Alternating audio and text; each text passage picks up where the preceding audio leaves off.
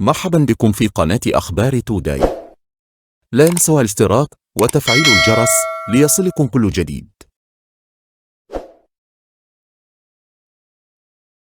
أردوغان يعلن عن سقوط 6 قتلى و53 جريحا على الأقل في انفجار هز منطقة تقسيم بإسطنبول. نائب رئيس جمهورية السلفادور يحل بالمغرب. الزيارة تأتي بهدف إجراء مباحثات ولقاءات مع عدد من المسؤولين المغاربة. بالمدينة الحمراء تسليط الضوء على تجربة المخرج الفرنسي ليوس كاراكس ضمن فعاليات المهرجان الدولي للفيلم بمراكش. إلى التفاصيل، أهلا بكم. قال الرئيس التركي رجب طيب أردوغان إن التطورات الأولية تشير إلى أن الانفجار الذي هز اليوم شارع تقسيم بمنطقة تقسيم في إسطنبول هو عمل إرهابي. الانفجار وقع على الساعة 24 عصر اليوم بالتوقيت المحلي، 21 زوالا بتوقيت غرينتش. وكالة الأناضول للأنباء أفادت بأن السلطات لم تتمكن على الفور من معرفة سبب الانفجار.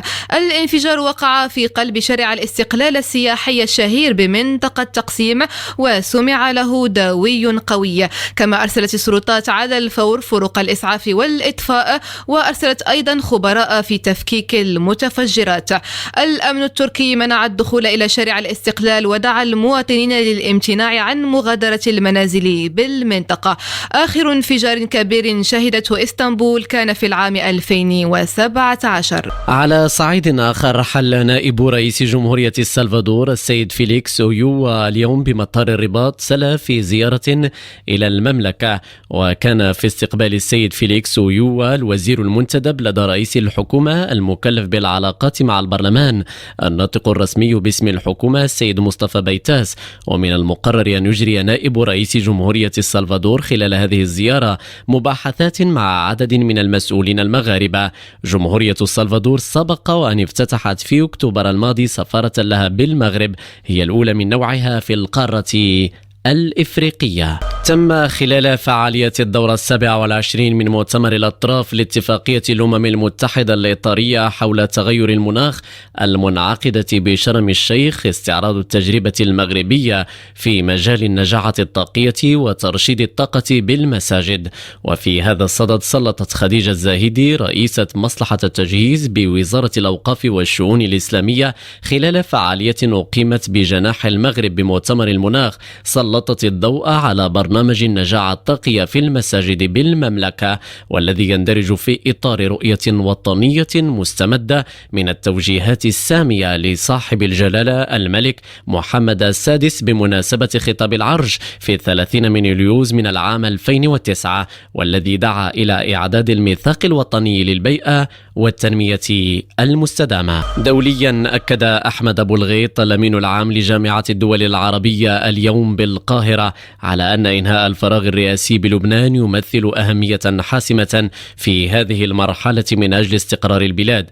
الأمين العام لجامعة الدول العربية شدد خلال لقائه المنسقة الخاصة للأمم المتحدة في لبنان جوانا وورنيكا، شدد على أن الفراغ السياسي يزيد من معاناة الشعب اللبناني، وأن استمراره يسهم في تعميق أزمة البلاد. فنيا، تم اليوم بمراكش تسليط الضوء على تجربة المخرج الفرنسي ليوس كاراكس خلال لقاء نظم في إطار فقرة حوار مع، والذي يعتبر أحد أهم مواعيد الدورة 19 للمهرجان الدولي للفيلم بمراكش، والذي ينظم تحت الرعاية السامية لصاحب الجلالة الملك محمد السادس.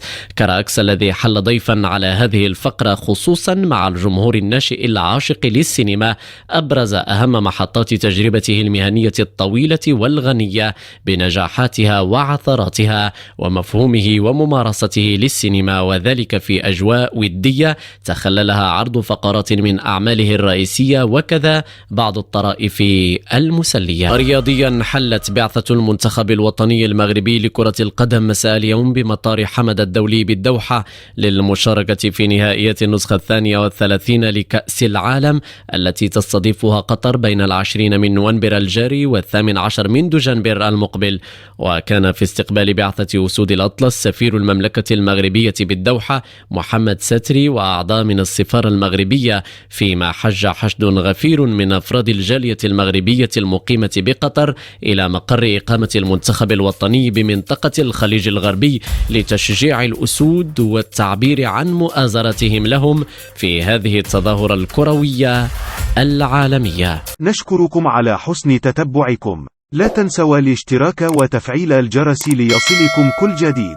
أخبار توداي، قناة الخبر اليقيني.